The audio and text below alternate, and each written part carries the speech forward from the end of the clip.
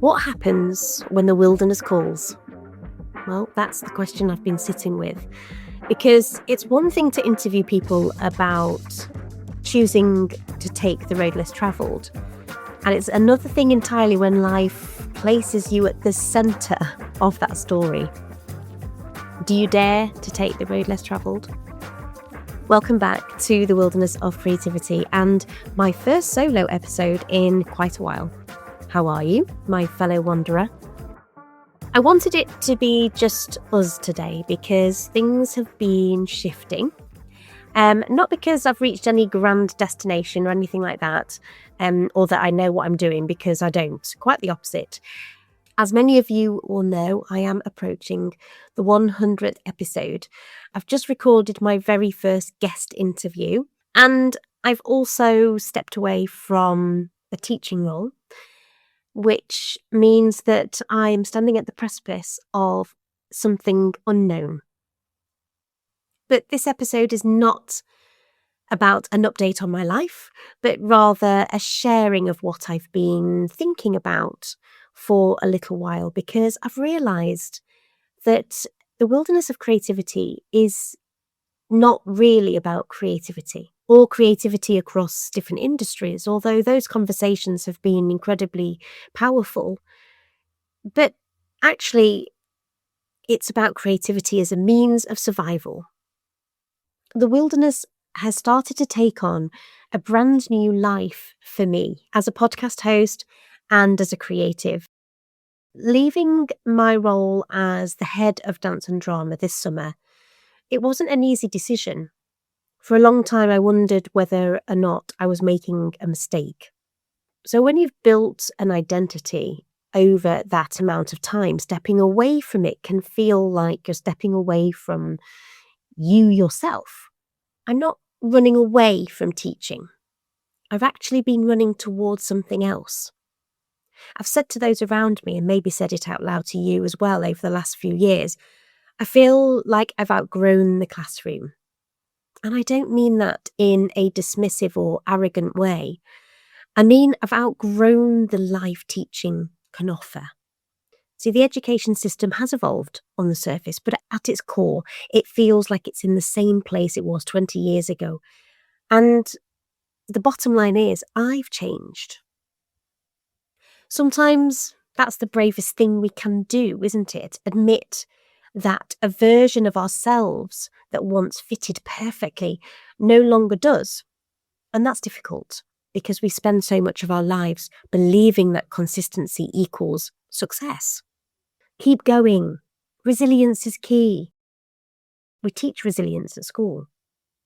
But I've fallen out of love with the word resilience this year.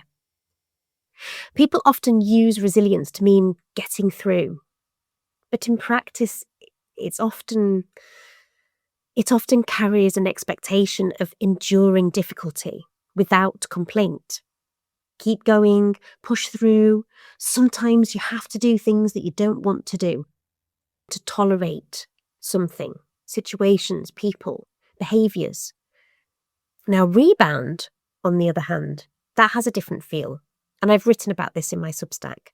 Rebound feels like recovery rather than endurance. It feels like returning with renewed energy. It feels like learning, adapting, sometimes changing direction. In fact, it suggests to me that we come back differently, wiser, stronger, or with a new perspective. It also acknowledges that there may be a period of rest and healing, and the last 2 years, as many of you know, I have spent using the podcast as a place to process grief. So, with all of this in mind, I have recently accepted a place on the Professional Diploma at Leeds Beckett University, focusing on creative pedagogies. The course is built around the idea that education needs to evolve to meet contemporary challenges. Rather than focusing on creative activities, it explores creative pedagogy, so how teaching and curriculum and assessment can be designed to develop curiosity. This isn't about teaching drama. It's about rethinking how learning happens so that pupils, and the adults in the room, may I suggest, become more engaged, more creative, more reflective, more emotionally robust. Creativity is about life. Creativity is about imagining another way. And I think this season of my life is tapping into this. I'm learning to imagine my life differently. I have recently launched a second podcast called In the Wrong Room, which is for teachers teaching beyond their specialism. And I guess it might seem quite separate from the wilderness of creativity, but I think they're asking a very similar question. What happens when you're asked to become someone you haven't been before? Now, whether that's teaching outside your subject, leaving a career, starting a business, writing a book, this is about the wilderness, and it is calling. You see, I've spent the last 2 years thinking that the wilderness of creativity is about creativity. How wrong could I have been? Because it isn't. It's about becoming. Creativity is simply the vehicle. It's about reclaiming the parts of ourselves that we've left behind while we've been busy building sensible lives.